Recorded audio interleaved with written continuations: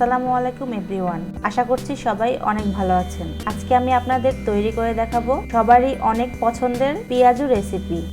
এই রেসিপিটি আমরা সবাই কম বেশি বানাতে পারি, তবুও আমি যেভাবে একটু ভিন্নভাবে আমার বাসায় তৈরি করি আজকে আমি আপনাদের দেখাবো। তো চলুন কথা না বাড়িয়ে শুরু করা যাক। প্রথমে আমি এখানে 1 কাপ মসুরি ডাল নিয়েছি। আজকে আমি পেঁয়াজু রেসিপিটি শুধু মসুরি ডাল দিয়ে দেখাবো। শুধু মসুরি ডাল দিয়ে পেঁয়াজু রেসিপি আমার কাছে অনেক ভালো লাগে, তাই আজকে সেটা আপনাদের সাথে শেয়ার করছি। ডালগুলো আমি ভালো করে ধুয়ে আধা ঘন্টার মতো ভিজিয়ে রেখেছিলাম। মসুরি ডাল এর বেশি ভিজিয়ে রাখতে হয় না, আধা ঘন্টার মতো ভিজিয়ে রাখলেই চলবে। ভিজিয়ে রাখার পর চালনি দিয়ে পানি ছেঁকে নিতে হবে ভালো করে। এবার আমি ডালটা শিলপাটায় বেটে নিব। বাটা হয়ে গেলে অন্য বাটিতে 3 টেবিল চামচ বেসন নিয়েছি। এবারে আমি অল্প একটু পানি দিয়ে একটা ব্যাটার তৈরি করব। এই যে দেখতেই পাচ্ছেন, বেশি না, একদম অল্প একটু পানি দিয়ে জাস্ট এভাবে একটু গুলিয়ে নিব।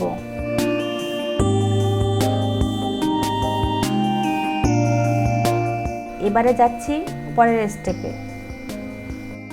ও হ্যাঁ, তার আগে একটি কথা না বললেই না, রেসিপিটি যদি একটু হলো আপনাদের উপকারে আসে তাহলে রিকোয়েস্ট থাকবে আমার চ্যানেলটি সাবস্ক্রাইব করার জন্য আর বেল আইকনটা অন করে রাখবেন পরের রেসিপি দেখার জন্য। এবারে মুসুরি ডালগুলো বেটে নেওয়ার সময় একটা কথা খেয়াল রাখতে হবে, ডালগুলো বাটার সময় যেন পানি না থাকে, এতে করে পেঁয়াজু মুচমুচে কম হবে। তাই একদম শুকনো থাকা অবস্থায় ডালগুলো বেটে নিতে হবে। এবারে এর মধ্যে দিয়ে দিব 1 কাপ পেঁয়াজ কুচি। 1 কাপ ডালে 1 কাপ পেঁয়াজ কুচি দিলেই চলবে।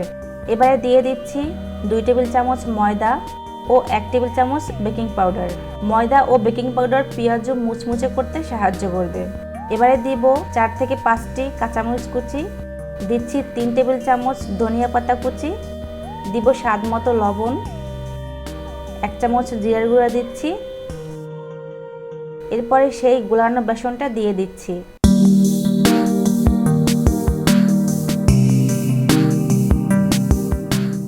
দিব সামান্য রসুন কুচি।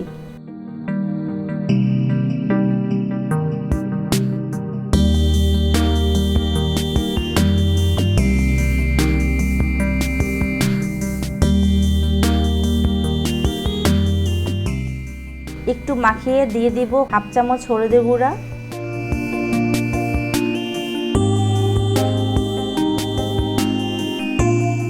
এবারে চলে যাব পেঁয়াজগুলো ভাজতে। একটি প্যানে গরম হয়ে গেলে দিচ্ছি পর্যাপ্ত পরিমাণে তেল। চেষ্টা করবেন পেঁয়াজগুলো ডুবো তেলে ভাজতে, সেই পরিমাণ অনুযায়ী তেল দিতে হবে। এবারে আলতো হাতে অল্প একটু ডো নিয়ে হালকা একটু চাপ দিয়ে গোল করে তেলে দিয়ে দিতে হবে। আরেকটি কথা না বললেই না, পেঁয়াজু ডোটা এমন ভাবে দিতে হবে যাতে বেশি মোটা বা পুরু না হয়, তাহলে ভিতরে সিদ্ধ বা মুচমুচে হবে না। এবারে সবগুলো আমি এরকম শেপে দিয়ে দিব, বেশি হাই হিটে ভাজা যাবে না। এই অবস্থায় চুলার আঁচ অবশ্যই লোতে রাখতে হবে, এতে করে পেঁয়াজু ভিতরে সিদ্ধ হয়ে যাবে আর পেঁয়াজু অনেক ক্রিস্পি হবে। এরপরে এক পাশে হালকা বাদামি কালার হয়ে গেলে অন্য পাশে উল্টে দিব।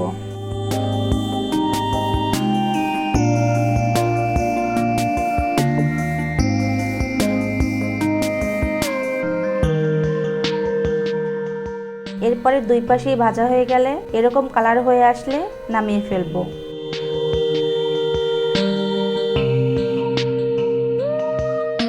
এই একই পদ্ধতিতে আমি সব পেঁয়াজগুলো ভেজে নিব। তো ভিউয়ার্স, আজকের এই পেঁয়াজু রেসিপিটি কেমন লেগেছে আপনারা তা জানাবেন। আর ভালো লাগলে লাইক ও পরের ভিডিও দেখতে সাবস্ক্রাইব করে রাখবেন। সবাই সুস্থ ও ভালো থাকবেন। আল্লাহ হাফেজ।